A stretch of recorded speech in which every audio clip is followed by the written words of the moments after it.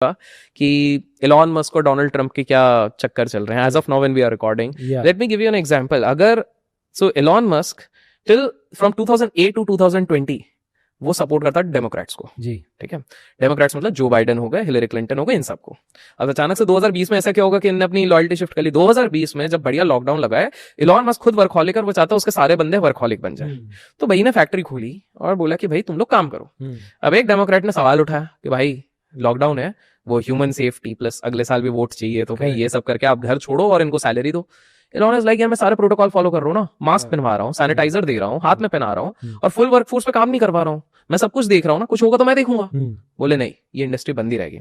फिर Elon Musk एक tweet मारते हैं, I will take the red pill. ये रेड पिल का कंसेप्ट कहां से आया? मैट्रिक्स मूवी अगर देखोगे, red pill and blue pill जो वाली चीज थी, वहां से रेड पिल आया.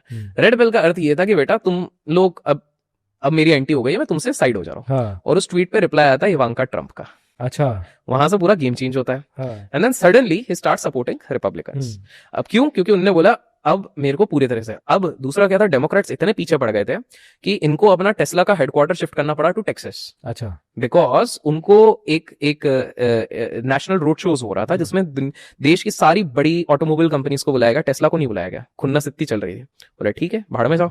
इवांका ट्रंप का तो रिप्लाई आ गया, मतलब एक इंडिकेशन तो आ गया.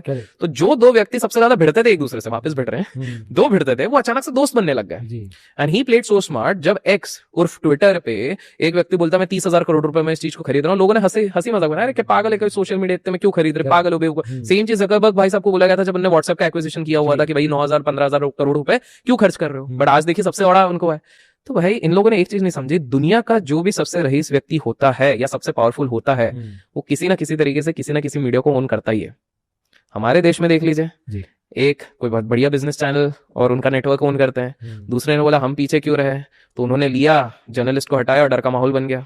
फिर उसके बाद आप किसी यूएस में भी आप चले जाएं तो बिल गेट्स ही ओन्स एक ही न्यूज़पेपर, एक अखबार एक बार में छापता है कि भैया दुनिया का सबसे बड़ा करप्ट इंसान, ये इससे ज्यादा कोई हो नहीं सकता. 2 साल बाद लिखता है सबसे बड़ा दानी इंसान यही है. क्यों? क्योंकि स्टेक ले लिया गया.